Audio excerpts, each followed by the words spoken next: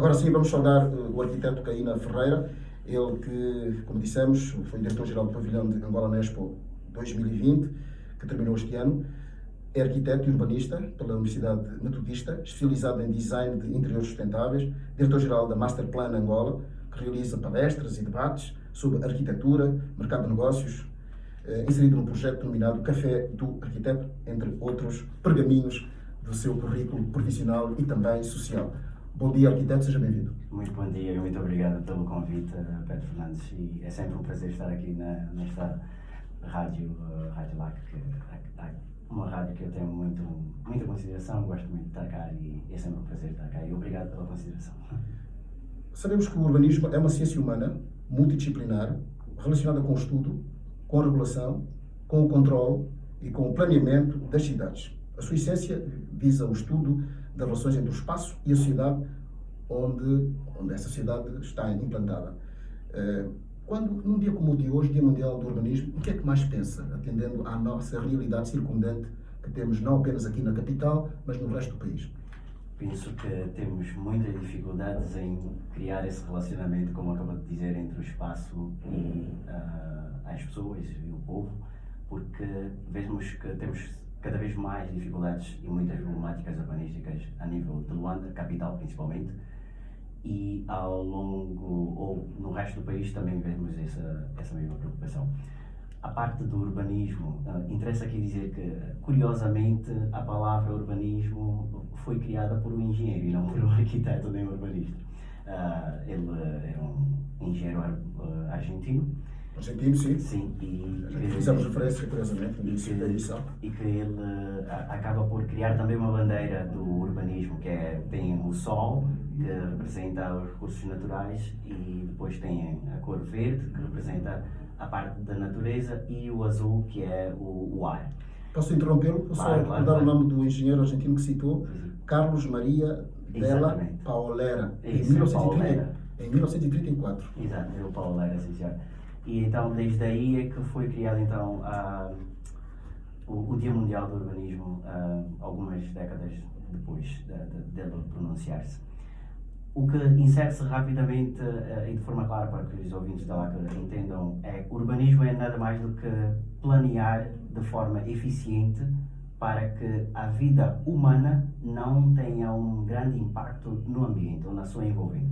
E aqui nós vemos o contrário, não é? Um pouco o contrário. Cá em Luanda vemos muitas dificuldades onde o planeamento urbano ou a falta de planeamento urbano é que vai criando os resultados opostos, não é? Daí os conflitos que nós temos com a mobilidade, os conflitos que temos com os próprios sistemas de drenagem, quando chove. Ainda esta semana choveu, estava no Zango e foi muito mal, porque não temos ainda os sistemas de drenagens eficazes para escoar a água e impedir que haja depois aquelas outras situações que é a pessoa que fica ali a pôr pedras para depois criar um percurso e depois vai cobrando para a outra pessoa poder atravessar, não é? Então isso é mesmo muito mau e acaba por, inclusive, essa falta de planeamento e de urbanismo, por criar ou fomentar ainda estas situações de miséria, pobreza, doenças e consequentemente, uma má qualidade de vida. As autoridades estão atentas a isso, certamente, e estão certamente a ajuizar políticas para ultrapassar estes constrangimentos. De resto, a semana passada foi notícia, o governador provincial, Manuel Loma, anunciou projetos de grande vulto que rapidamente quer que sejam implementados na nossa cidade. Na sua opinião, o que é que deve ser feito de imediato para ultrapassar estas dificuldades que nós vivemos no nosso dia-a-dia, nesta gestão do espaço que vos é muito caro, os urbanistas e os arquitetos? Para que possamos ter qualidade de vida, no fundo, que se pretende ter qualidade de vida. Sim, eu acho que de imediato não vê assim algo em solução, só se eu fosse Deus, mas em forma muito sucinta, eu acredito que a educação continua a ser sempre a base de tudo. Então, enquanto continuarmos com muito mau capital humano, nós vamos continuar a ter muitas dificuldades, porque, por exemplo, se eu lhe oferecer um ar-condicionado e não souber o que o ar-condicionado faz, vai ser usado como uma peça de decoração provavelmente na sua casa e vai continuar a sofrer de calor e não usar, não é?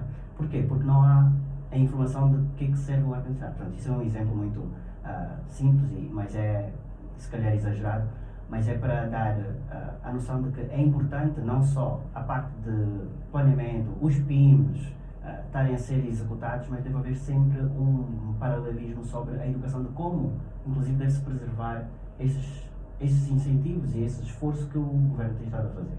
Então, para resolver, é mesmo insistentemente a educação, e aqui aproveito a mencionar que, por exemplo, a Avança Plan Angola ainda no dia 28 de outubro realizou um debate sobre construção e sustentabilidade, justamente abordando essas questões e a falta dos planeamentos e a urgência de ter os PDMs. Por exemplo, tivemos aqui o PDGML, que depois converteu-se em PDM e entretanto já não há nenhum seguimento sobre esta notícia ou sobre o processo ou o progresso disto. PDM, peço desculpa, acrónimo de Plano Diretor Municipal. Plano Diretor Municipal, exato.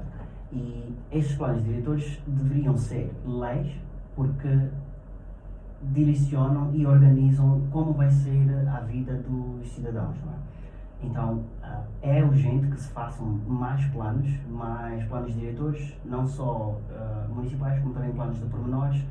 O plano integrado, o PIM, por exemplo, tinha que se entender em que plano geral é que o PIM se enquadra, porque quando se menciona que 5,7 bilhões de kwanzas ou de dólares foram aprovados para a construção de escolas, postos de saúde e coisas do género, tem que se entender aonde é que se enquadra isso. Portanto, no plano de urbanismo, deve haver já um zoneamento onde menciona que aquela zona vai ser de habitação, a zona vai ser comercial, a zona vai ser de indústrias, inclusive, que é um dos aspectos que a nós nos falta muito, e acredito que seja também um dos calcanhares daqueles da falta de progresso ou desenvolvimento numa velocidade mais acelerada do próprio país.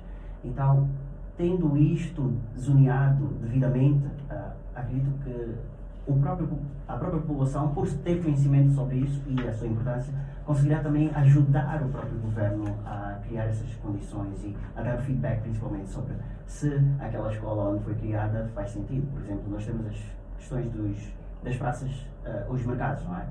Se os mercados foram feitos ou surgiram num determinado local e que agora cria conflito de mobilidade, há transtornos ou há congestionamentos no trânsito, e depois é eliminada aquela praça e é relocalizada num outro lugar, existem fatores psicológicos e filosóficos da existência do mercado naquele lugar.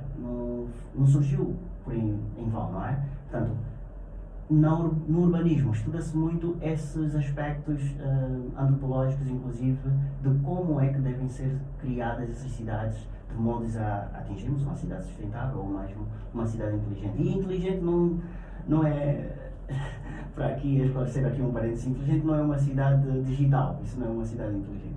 A cidade inteligente é tão simples quanto se eu preciso de fazer um esforço para chegar do ponto A ao ponto B, eu tenho de criar mecanismos para que eu consiga chegar do ponto A ao ponto B com menos esforço. Isso é ser inteligente.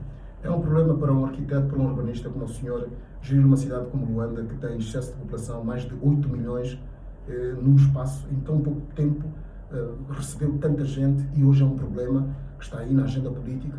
No seu entendimento, o que é que se pode fazer para contornar isto e evitar que persista este tipo de problemas? Sem dúvida.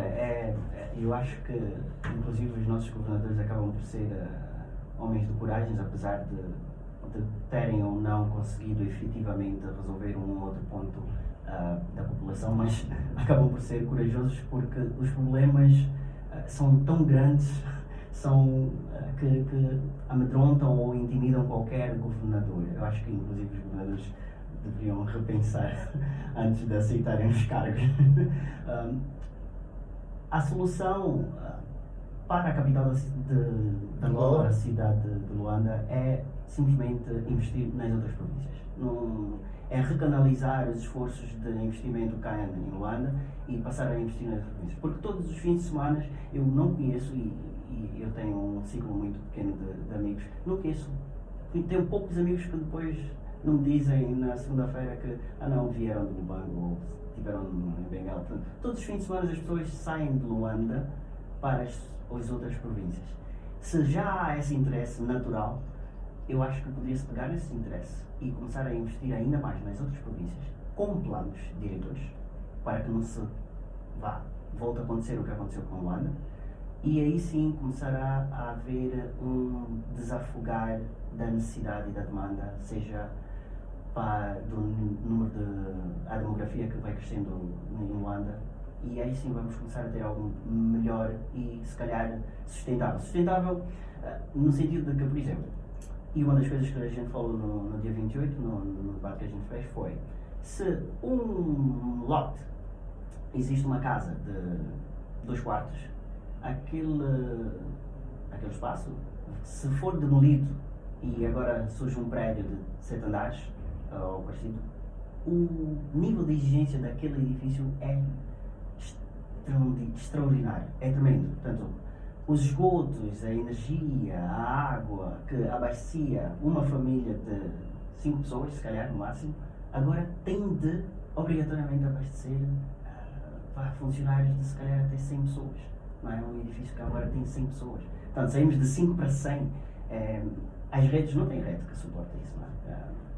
Precisas de muito mais, vais ter que exigir muito mais energia, vai consumir muito mais água, vai criar inclusive muito mais dejetos que precisam de ser melhor tratados, porque inclusive a forma como nós tratamos os próprios dejetos e o lixo urbano hoje já não é o correto. E engraçado é que nós, em 2015, na nova ordem de urbanização no Equador, em Quioto, aprovamos, não é? Concordamos com as novas regras de urbanização, e o tratamento de lixo que a gente faz não é o que a gente concordou no Equador.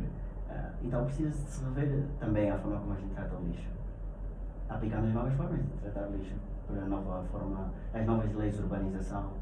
Inclusive muitas das leis nossas já estão em desuso, incluindo o próprio REGEU, que é o Regulamento de Edificação Geral Urbana, que já está em desuso. Portanto, isso é desde 75 ou parecido, ninguém é parecido. Então é necessário atualizar essas leis, é necessário aplicar e ter ouvidos técnicos que realmente ajudem à governação do país todo, e vai-se aplicando essas leis, esses planos diretores, essas regras de urbanismo. Porque aí nós estamos não só a lutar contra a doença e o paludismo por causa dessas águas paradas, mas também estamos a lutar para a melhoria da qualidade de vida do próprio cidadão, da própria população. Sim, vamos construir os postos de saúde com os PIMs, vamos criar escolas, sim, mas se calhar têm de estar melhor localizadas, ou se calhar tem de se rever qual o número de pessoas que consegue dar resposta. Mas claro, são tantas as urgências que mais vale sempre começar, não é? E depois ver o que é que se pode ir fazendo, porque realmente a solução seria mesmo investir nas outras províncias mais do que na cidade capital. Esperamos ouvir mais vezes sobre estas questões do urbanismo, não apenas uma vez por ano, como é o caso de hoje, arquiteto Kevin Ferreira. Eu não poderia deixar de aproveitar esta circunstância, de estar aqui connosco na LAC esta manhã, e aproveitando este pouquinho tempo que tenho para poder ouvi-lo, para falar da sua experiência no Dubai. Esteve lá vários meses, e em função da data que estamos hoje a assinalar e daquilo que viu no Dubai, o que é que nós poderíamos hoje trazer cá para o nosso país que resulta no Dubai e que pudesse ser útil aqui às nossas necessidades sociais diárias, tendo em conta até o facto de nós estarmos com uma parceria estratégica, digamos assim, com os Emirados Árabes Unidos. Sim, sim. O Presidente da República tem visitado várias vezes essa região do globo. Uma das coisas que a gente consegue e poderia até aplicar cá o Dubai, apesar deles não terem muitos recursos, aliás, aquilo é um deserto, não é? Portanto, é só sol e areia. E, entretanto, eles têm uma definição muito clara do planeamento do que é que eles querem que a cidade seja e que mensagem é que eles querem transmitir ao mundo todo. E daí eles serem extremamente exigentes na implementação dos seus planos, na criação dos próprios planos e no convite de cientistas, filósofos, arquitetos, portanto, todas as áreas de saber que fazem parte de uma comunidade, para conseguirem atingir a melhor solução possível, porque estamos a falar de um país que tem muito poucos recursos naturais. Tudo quase ali é artificial, exceto a areia que está lá.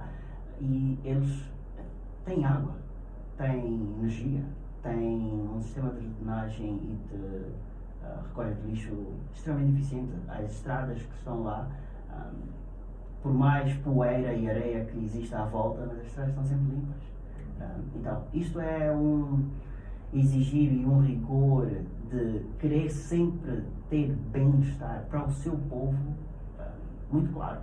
Enquanto que nós cá, que até temos fontes hídricas absurdas, recursos naturais em abundância, mas o que nos falta em abundância é mesmo a consciência e a mentalidade, não é? Portanto, estes países como Tóquio, por exemplo, cidades como Tóquio é Japão, não é? Os países como o Japão e cidades como Tóquio, muito obrigado, que têm extremamente pouca terra, aquilo é extremamente montanhoso, eles conseguem criar soluções fantásticas de urbe e de urbanização e de vivência e de qualidade de vida. Eu estive recentemente em Osaka e é fantástico como eles conseguem otimizar o terreno, o espaço, e sem colocar em causa, assim, não tanto, não é? O próprio ambiente, porque a partir do momento que a gente tem a noção de que os recursos naturais são, portanto, sem terra a gente não vive, não é? A gente para de existir. E eles têm completa noção e consciência sobre isso, que eles têm muito pouco recurso e precisam de otimizar. Então, nós cá, eu acho que é aquela questão de quando tu tens muito, tu não valorizas, não é? E quando tu tens pouco, é que consegues economizar e fazer um melhor. E a necessidade aguça o engenho. Exatamente. Muito obrigado, arquiteto Caína Ferreira. Muito obrigado. Esperamos ouvir mais vezes. Eu que agradeço pelo convite mais uma vez, Pedro. Pela sua disponibilidade de estar aqui hoje connosco, arquiteto urbanista. Hoje assinala-se o Dia Mundial do Urbanismo. Uma boa maneira de concluirmos esta manhã da LAC de hoje. Muito obrigado, mais uma vez, ao arquiteto Caína Ferreira e a si, ouvinte que esteve aí desse lado. Pedimos que esteja novamente amanhã, às 6 da manhã, para começarmos uma nova manhã, neste caso referente à quarta-feira. Até lá, tudo bom para si. Fico com música de grandes nomes do Brasil. Tudo bom para si.